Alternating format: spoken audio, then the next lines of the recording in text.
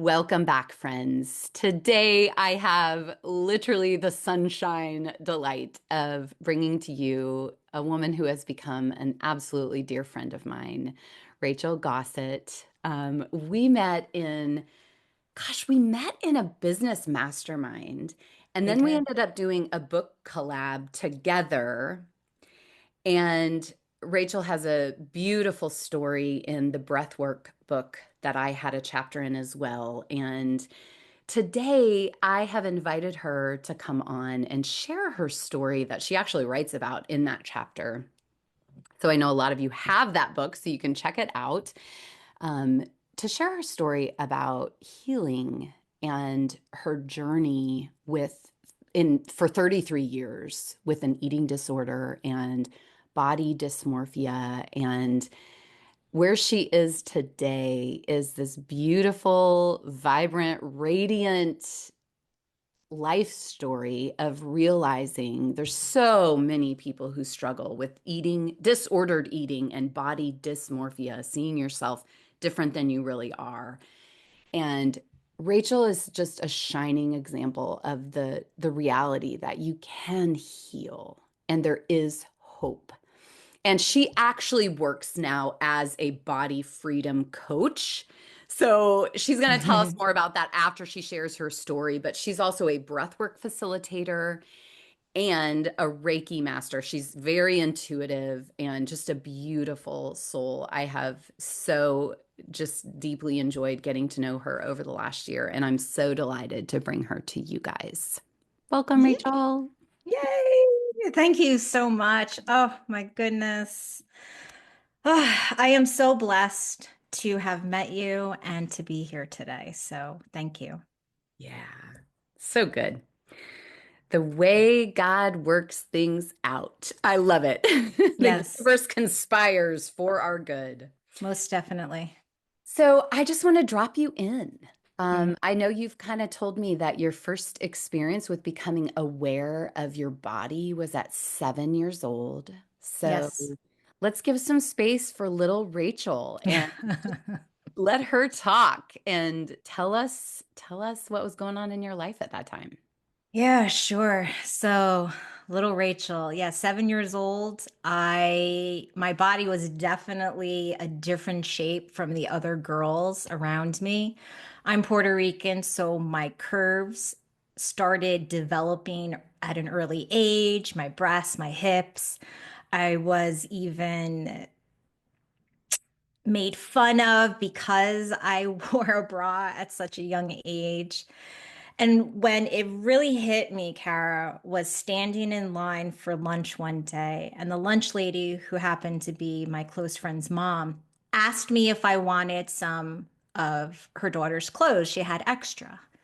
Size 7. And usually your clothes kind of matched your age at that time, but little Rachel did not fit in a size 7. Mhm.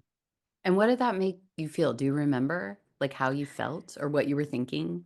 I do remember. I still can picture the whole scene being in the cafeteria. I felt almost ashamed. That's what comes to me right now.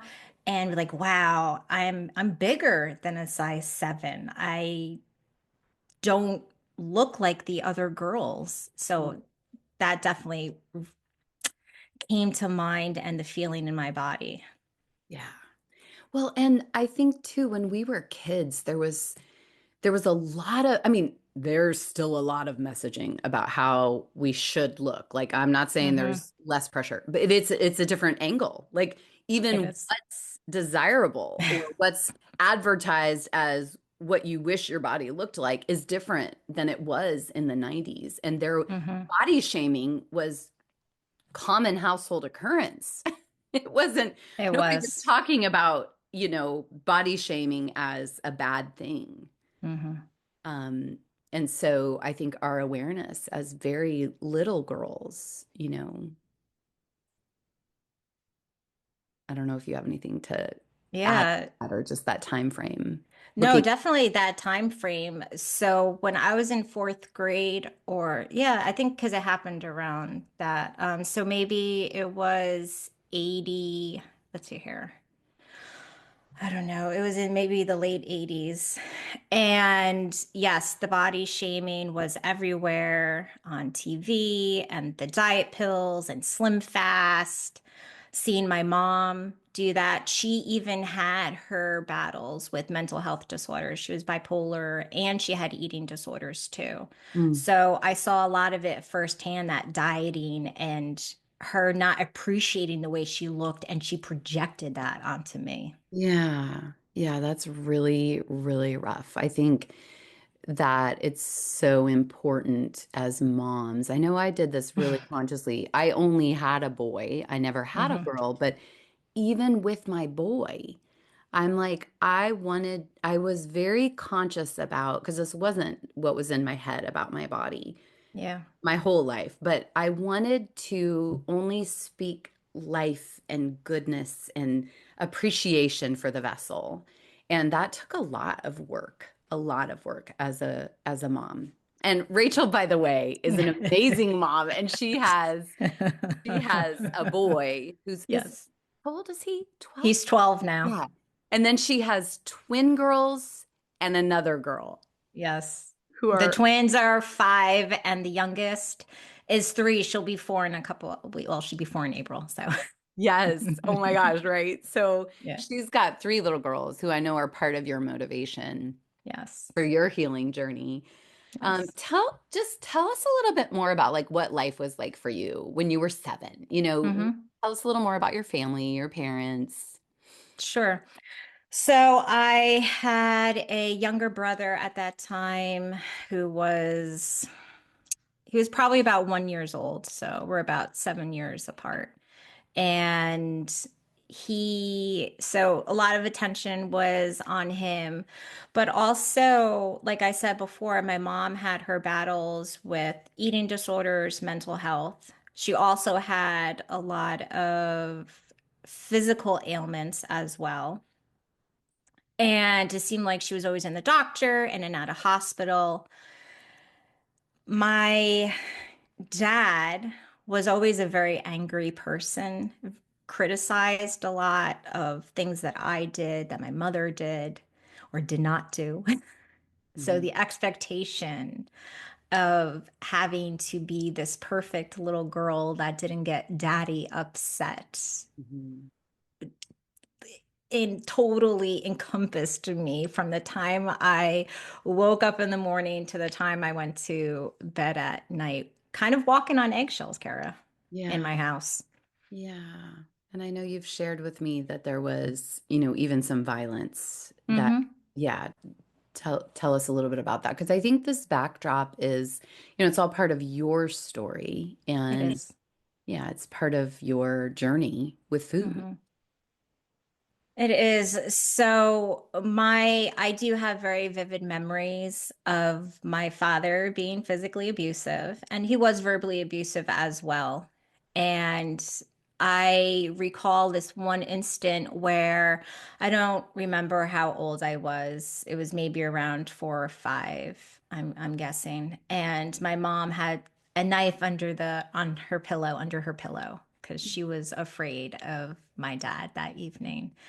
And it was always like that when we lived in this one home. And it was a scary time, not really knowing what to expect, right? And like I said, mom had her issues. So she was bipolar. So one moment she wasn't on medicine at that time. So one moment she would be super depressed, another moment she would be manic. So I didn't know what she was what she was going to be like Yeah. each and every day. That's a lot of instability, and it's hard to develop a healthy self concept when Hmm. you're in a home with so much instability. And, we all know that the relationship with any addiction Hmm. or disordered eating Yeah. is related to our relationship with ourselves and that loving ourselves. Like that's a part of Hmm. Yes, it and is. that instability, for you as a little girl, that just kind of lays the groundwork. Hmm. Take us fast forward to you're in junior high. Yes. Yeah. Yeah, junior high, seventh grade, another memory that I could see very, very clearly. I went to a Catholic school. It was mixed, boys and girls. And seventh grade, I remember walking into my teacher's classroom where our desks were, my homeroom. And I went to my desk, Kara, and I found a picture, a cartoon picture of this girl. It was me. She was fat.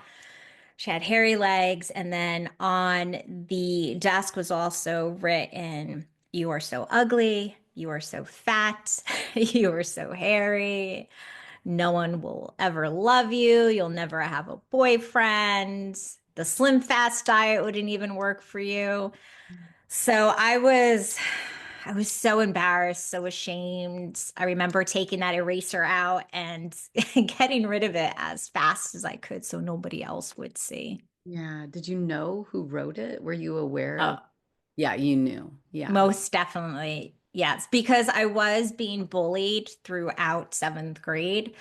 And even the kids who did it, they were looking at me and they had the like, snickering and grimacing at me. So, yes, I do remember. I remember their names. I remember the ringleader. No, in seventh grade, gosh, it's like we're all just trying. Who cannot like put themselves back into their seventh grade classroom? I mean, it's like in an instant, I can be back there and I can feel those Yes. kids and that pressure and, Yes. that feeling of everybody's just wanting to belong. Can't we just all get along? Can't we just support one another? And I know. it is interesting that we've both become humans, that is like our primary goal in life is for everyone to just, Hmm. feel like they belong and to know their value. And when you're a kid who, went through some rough things and you struggled to know your value, and you can take that and become the kind of light that you are, to shine value and light into other people's lives. I think young Rachel would be very proud of who you have become. I would love to know, like, what was kind of your response to that bullying in that situation? What Hmm. did you do? Um, Yeah, the bullying definitely was a trigger for me, the catalyst to start restricting food from my diet. So I remember around that time, I don't know if you remember the after school specials, right? And there were a few about eating disorders. And I remember being a young girl thinking, oh, maybe if I could do that, then I could hurt my body and then I would pass away and I wouldn't have to feel the pain anymore. wow. So that did come up a bunch of times. And then being bullied was all right, I definitely need to change the way I look. Oh, I was looking for love and acceptance, and it seemed that the way I looked was preventing me from getting that. ah. Oh my gosh. So you start restricting eating because it's what I you, did. yeah. Yeah, So it was a thing that I could control at that time. yeah, so I mean, for people who have never had been in that mind frame, just take us there. Hmm. Just tell us the story of what did that look like and what was going Hmm. on in your mind and you know. Yes. So, as I mentioned before, my mom, she was always on some type of diet. So, I knew from watching her, maybe I would try the slim fast diet or eat certain things.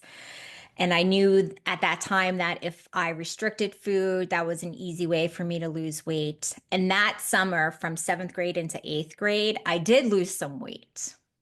And when I started losing the weight, people were like, "Oh, you lost weight. You look great."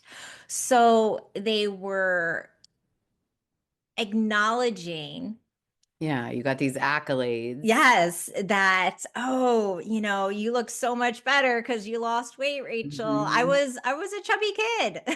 I loved food. My mom would and my dad would be like, "You're eating too much," but I came from a Puerto Rican household.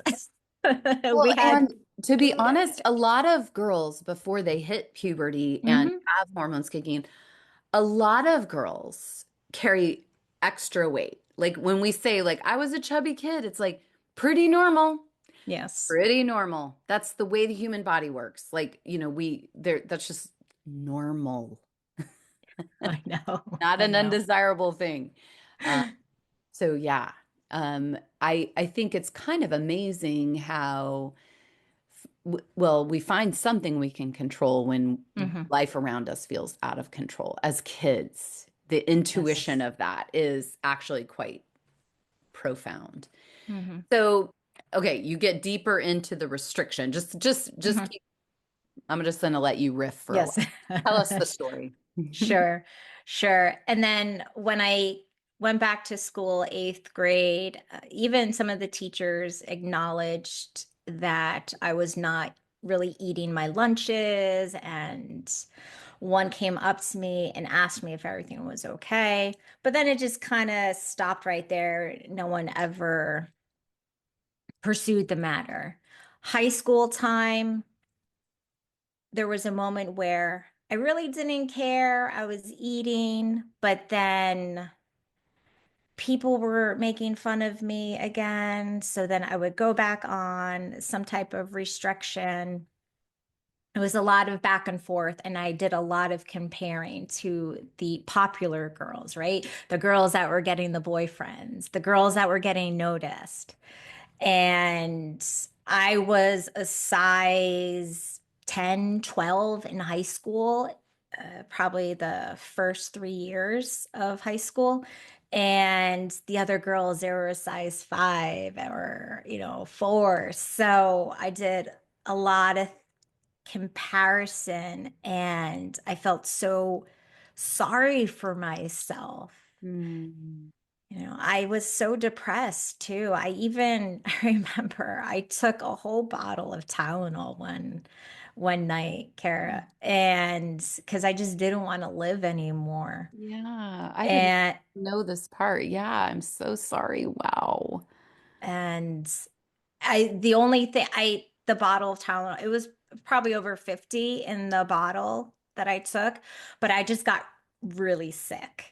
So I remember I woke up the next day. I was so sick to my stomach. I threw up. And then my mom was like, no, you're going to school. You know, And did she ever know about the Tylenol? Oh my gosh. nobody in my family knows. Wow. No. Yeah. So, I mean, I'm listening to you and I'm like, it sounds like a lot of your mental energy went toward managing and controlling what you were going to eat or the kind of the comparison and the planning out Yes. how to deal with it. Talk to me about that. Like as a young girl and as you grew into adulthood, this continued, Hmm. for 33 years until, the miracle of all the healing work that you've done to get yourself where Yes. you are. But, Yeah. you know, give me a little more insight into like what does that look like and feel like, Hmm.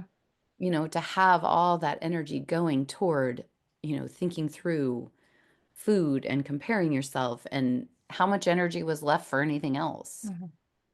Definitely no energy for anything else. It was exhausting throughout my teenage years, even up until last year when I finally healed from this. So it's just that constant loop in your head when you wake up in the morning. What am I going to eat? How much am I going to eat? If I eat this, I can't eat that. If I want to eat that, then I definitely can't eat that. How much exercise do I need to do? The counting of the calories.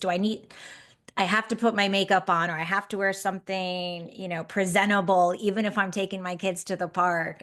So it was definitely exhausting, mentally draining. I could never be present in the moment.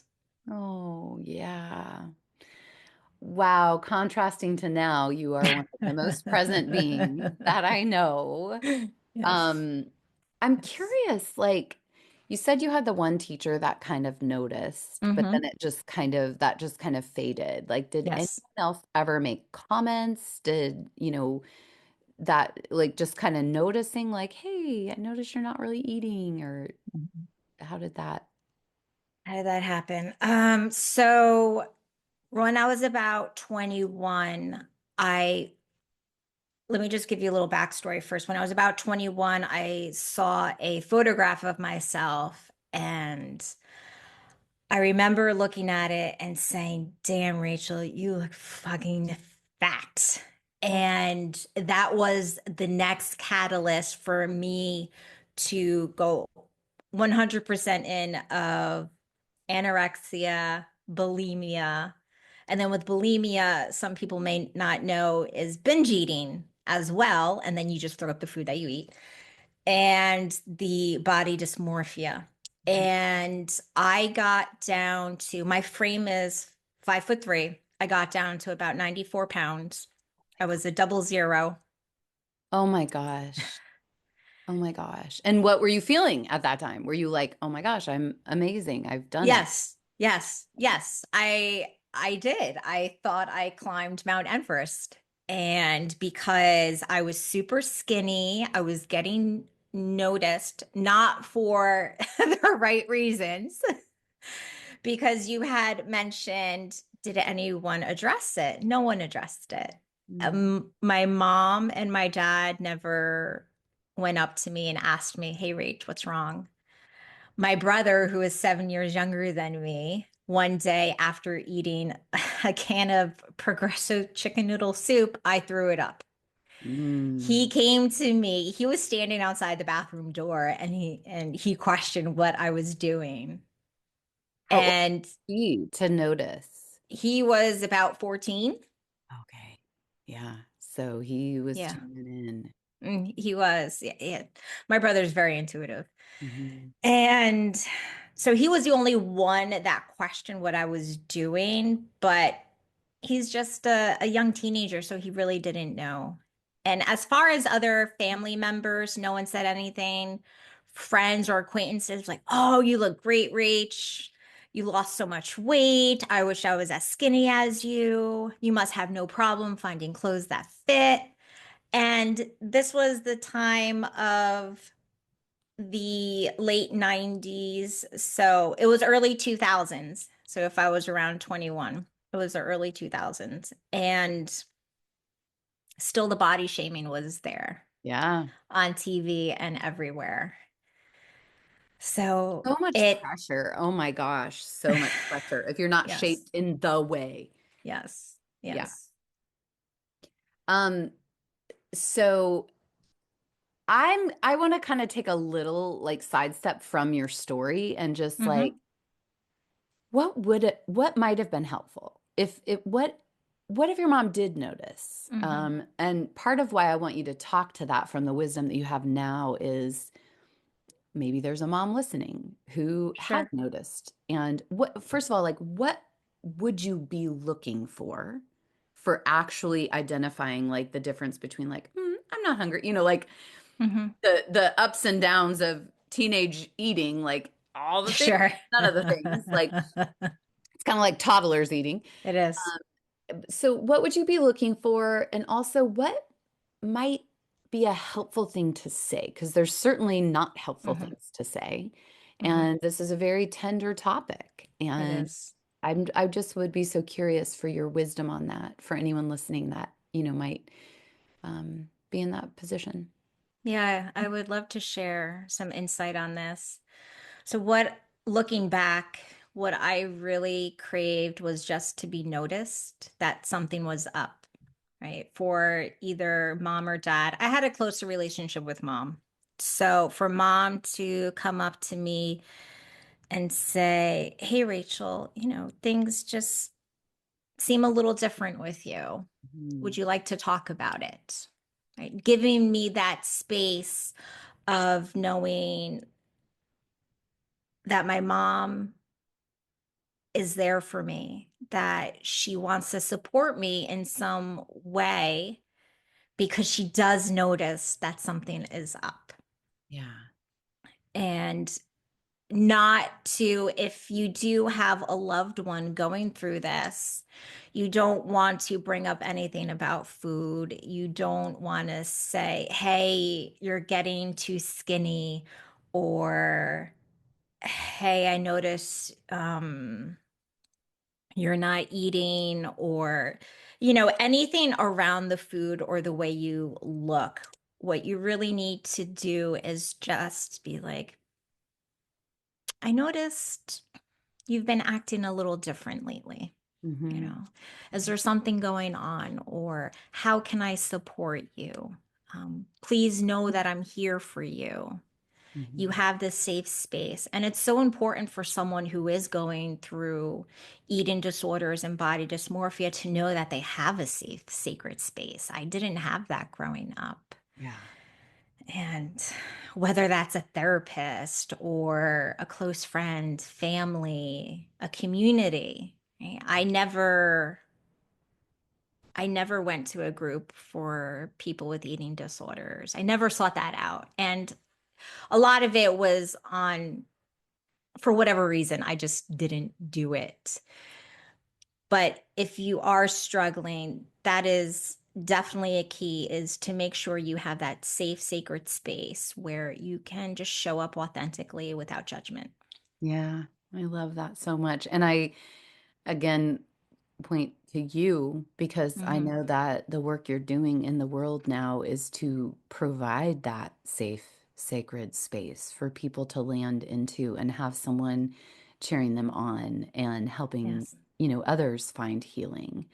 Hmm. So I'll let you share all about that at some point, but Hmm. I wanted to, take that time from your story right now because I just feel like, especially as moms, like, or even sometimes it's not our own kids also. Sometimes we might notice Hmm. like the friend of our child and Yeah. notice something that, it's that difference between when you're watching a kid grow Hmm. every day in your home, you don't always see it, but then Yeah, someone who hasn't seen him in 3 months is like, "Oh my gosh, you've grown so much." It's kind of the same thing. There can be these it is. little behaviors that become so subtle and it's Hmm. hard to pick up versus when that, child might be at your house hanging Hmm. out. So what about that? I'm curious your thoughts on that because that's a Hmm. whole nother angle here. Like, what if you notice your child's friend? Hmm. What's the wisdom on would it be the same to that child? I can see you can always, offer that Hmm. safe space, but what about talking to that child's parent? Because that is also a touchy subject. I know that is. That is. So I think what's coming to me is, one, depends on your relationship, I think, with the kid, really. Because if you're very close to your daughter or son and their friend, and if you guys do have that safe space and intimate talk, you know, how's it going, or any challenges going on, or what's happening type thing. And if they feel safe to talk to you, then they will. Or even talking to your child, be like, hey, so and so seems a little off. Is everything okay with her or him? Yeah. And two, I think, depending how close you are with the parent, goes the same way. You can, if you feel comfortable going to the parent, be like, hey, I noticed, when your child was over, was acting XYZ, or I've been noticing this. Just not giving your opinion, Yeah, just the just, observation. yes, just the Mhm. observation, because nobody wants your opinion. Right. Well, the unless opinion, they unless they ask for it, obviously. right. And But it can come across as judgment, or someone can yes. feel judged, even if that is not the heart in which you're sharing something. Yes. Um, Hmm. because everybody wants to do a great job parenting. Yes. Like Yeah. that's a Hmm. universal desire. We want to Hmm. do a great job and we don't want to miss something, Hmm. that's going on with our kid. And Hmm. yeah,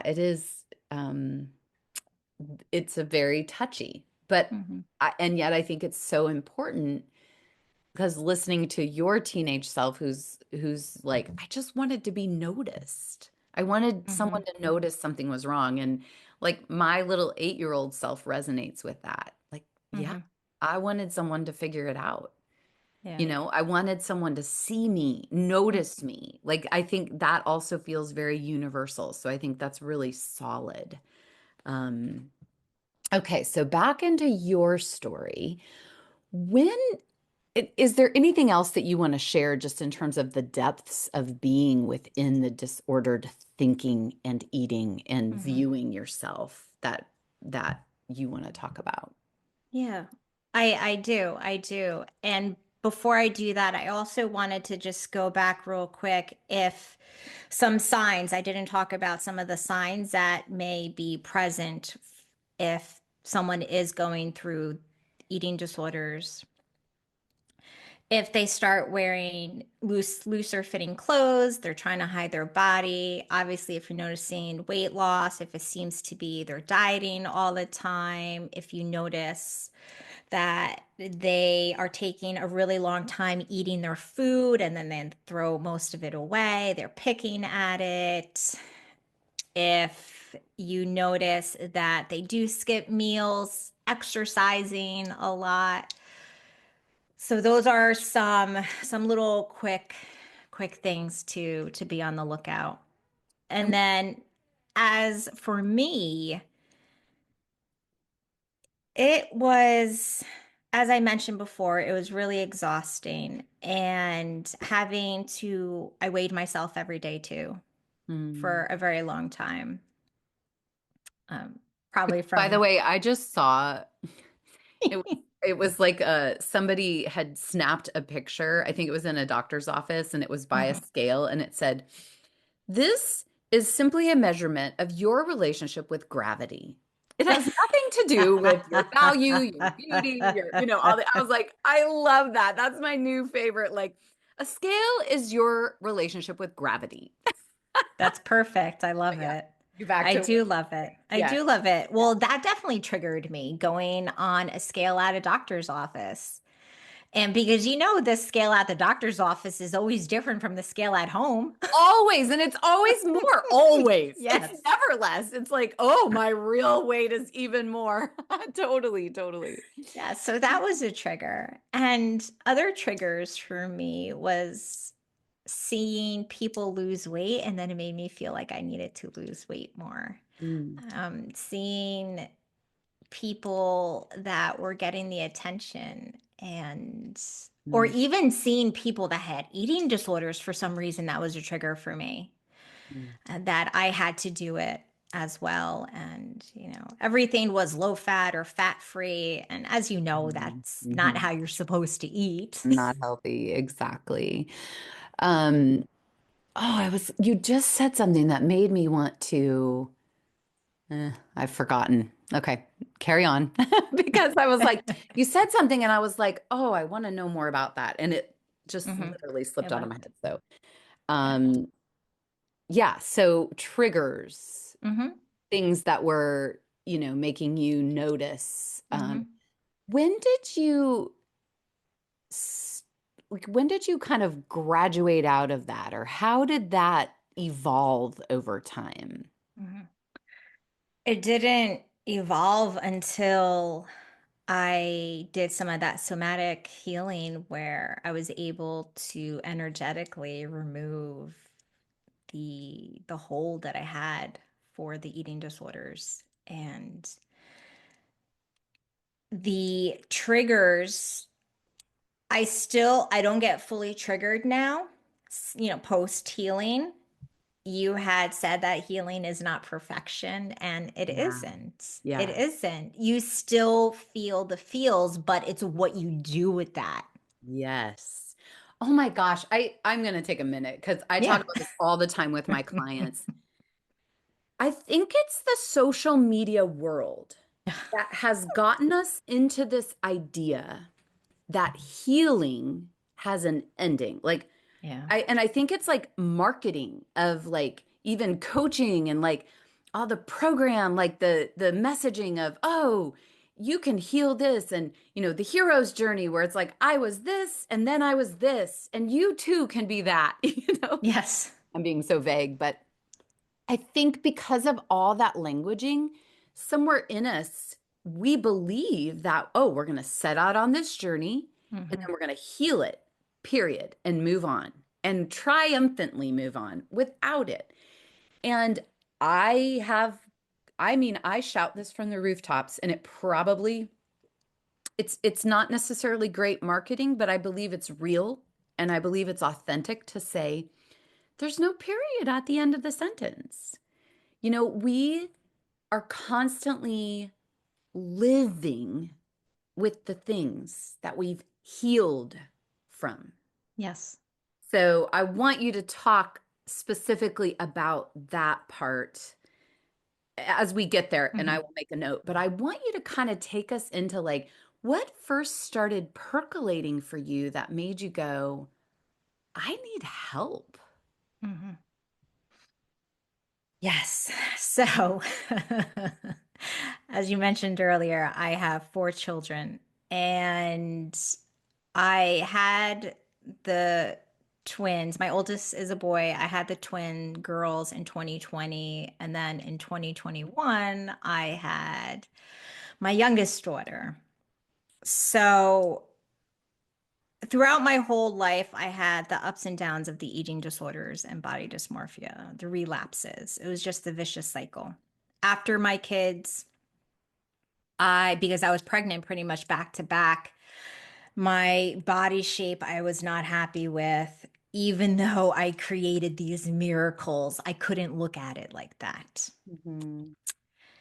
And, but as they started getting older in 2023, I was looking at them because I want the best for them as any parent. And even my son had made a comment that he was getting fat and he was not by any means, by any means. But just looking at my daughters, I did not want them to go through what I went through and what I still was going through as an adult in her 40s. It was something, it triggered me because I said to myself, Rachel, you need to get your shit together because your actions are going to Mm, be projected onto your children, whether or not you want it to. They're going to mhm. watch you and see you and how you talk and look. And so it was really that moment looking at my kids and like, I need to change. I need to heal. I need to find something better than what I've been trying, the traditional stuff. And not to say that traditional medicine wasn't helpful. It is to a point, Yeah, but it just treats the surface level. It yeah, doesn't just treats the symptoms. It doesn't get deep, deep down. So I was on a mission to find out how I could really get it out of me. yeah, yeah. Because I mean, for you, what was deep and underneath showed up in the symptom or behavior of Hmm. body dysmorphia and Yeah. disordered eating. For someone else, those same what was underneath could have shown up as alcohol addiction Hmm. or, you know, um, self-harm. Well, self-harming Hmm. is part of your story. Yeah. Hmm. Um, and so, yes, how old were you? And I think I want you to talk to a little bit about, I remember what I was, what I forgot.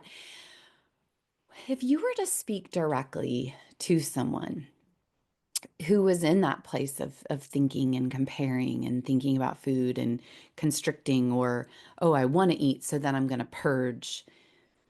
What are the things that in your heart you feel like these are things that they may need to hear? Like maybe they're not the things mom can say if she's noticing, Hmm. but if you were to speak directly to that person as someone Hmm. who's like, I got you, I know, I've been there. Hmm. What are some of the things you would speak directly to that individual?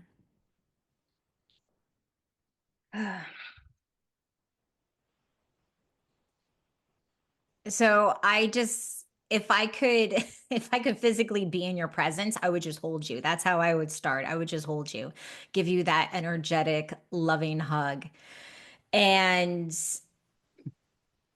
as far as words, it's tricky, Kara, because depending on the person, they may not be open to hearing it, and it may not really sit with them the way that you want it to. But for me, I would let them know that I understand, completely understand how their mind is working Mm, and how their mind is controlling their body in a negative way, an unhealthy way, because of whatever circumstances that they went through. mhm, And to let them know that once you get to a place, that mind shift and getting to a place of healing and wanting to heal, mm, that one, it is possible because I did it. And if I did it, so can you. mhm, And for them to know that with the power of belief, with the mm, power of intention, the power of your breath, mhm, healing is possible. And there are brighter days ahead. And you do not have to live with this forever. mhm, Because, Kara, I thought I had to live with this until the day I died. mhm, mhm. Yeah, it's amazing. So how old were you when you really were like, okay, I got to get my shit together, like you said, Mm-hmm. and then what did you do? What were the first, what kind of give the series of events that Yeah, sure. unfolded this beautiful deep healing? Mm-hmm. I was 43 and I was actually working on my business with this mentor. And she noticed some things were coming up, being afraid to be seen. And so she's like, we should really get to understand why, Mm, because this was a block in me showing up in my business that I was creating. So I was open with her about my struggles with eating and body dysmorphia and how it was at a high point at that time. mhm, So she suggested for me to speak to this one healer that she knows. And this healer, she breath work, energy work, and some mentoring. So I went to her and I found out that something else needed to be healed first before the eating disorders. And you have may experience this as well, right? You want to work on this, but like, no, no, no, you got to work on this first before we get there. So mhm, for me, it was my first time doing active breath work. mm, And active breath work is waking up your sympathetic nervous system, you're shutting off your thinking mind, you're accessing your subconscious. So it was my first time doing that. And what came up for me was the my first marriage. I was divorced at that time and I was with someone that I still love him, but like totally in love, saw ourselves getting old, like diaper old. And things happened. He broke my heart. He left the marriage. But the divorce was, he left in 2016. And it took me 7 years to heal from that. And it was in this breathwork session. I saw this hook in my heart. And mm, during that breathwork session, I saw him. And then when I released that energetic block, I saw the hook come out of my heart and he walked away. mm, And from that moment on, I just felt different about it when I saw him. I didn't cry when I saw him because he has a close relationship with our son. So I see him, I do see him often. And when I went through that, Kara, I thought, wow, if I could heal from a broken heart, imagine what breath work could do for other things. mhm. So now let's fast forward too. I was looking at programs of how to be a breathwork facilitator because I'm one of those, like, if it worked for me, I need to learn it and I need to teach you. That's how it was for Reiki for me and becoming a Reiki master. So 2024 in the beginning, I was looking for a program. I found one. It was the Breath of Gold Facilitator program. And I went through the course, and during that time, you can go to weekly breathwork sessions. And I was talking to the woman, Adrienne, who runs it, and I said to her, I want to understand why I have the eating disorders, and then I want to heal it. Mm. So I was able to do that in 2 online breathwork sessions. I mean, it's so amazing. Yeah. Yeah. And it was with active circular connected breath. And the first session, I saw everything, all the conditioning, the generational trauma, past life trauma. And then the second session, I saw my parents really being the front and center of why I had the eating disorders and body dysmorphia. And during that journey, I had this energetic cord tied to my parents who both were sucked into this black vortex. Mm. And then when I was able to release it, I saw the cord cut and disappear. And that's when I healed. Well, and I have to say, I know like you were so ready for that. First of all, you were Mm-hmm. 43. You had these little children that were like totally dependent on you, and you were like, I Mm-hmm. gotta do this. So there, Mm-hmm. like the energy of readiness and willingness was completely there Yeah, it because has to be there. right, it has to be there. And I know that your story, it's like these breathwork sessions were like the catalyst for like something to massively change. Mm-hmm. And you're not saying, and you too can have one breathwork session and he'll whatever. Yeah. You're No. saying it's possible. And Mm-hmm. if you're willing and you have readiness, there's tools that really help facilitate you to come into that place. And I think what I love about, and I want you to share a little bit about how you've taken that and turned it into helping Mm-hmm. others. Because while I've watched you do that, I love that you know this was my journey, and Mm-hmm. everyone's journey is going to be different. But you not only do the breathwork facilitation, but you also do the coaching of what's behind this Yes. disordered thinking and disordered eating Mm-hmm. um, that needs healing, because that is going to be different for everybody. So tell us a little bit about your coaching Sure. and, the space that you've created for Mm-hmm. others. Yeah, most definitely. So, since I was able to heal from this and thinking that I could never heal from this, I am on a mission to help people with eating disorders and body dysmorphia realize that the healing is possible. And, like we said, with the readiness, with the belief, the intention, and knowing that your body is incredibly resilient and Mm, remarkable, that we can work together to get you farther along your healing journey. And it's going to look different for everyone. Not everyone is going to have a two and done session like me.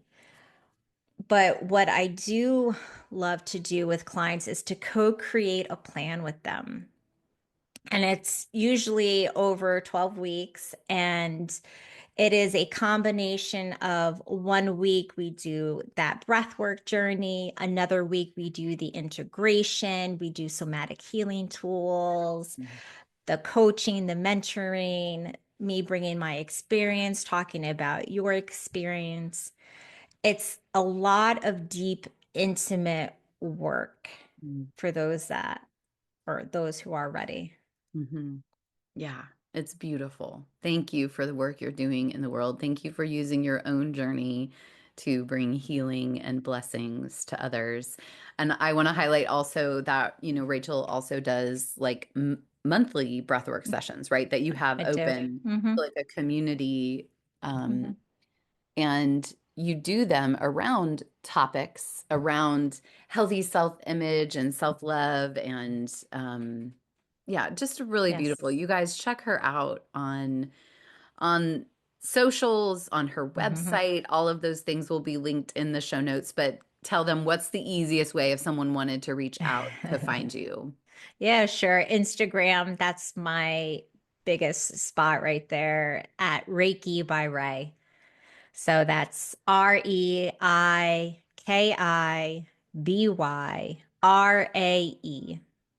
Yeah.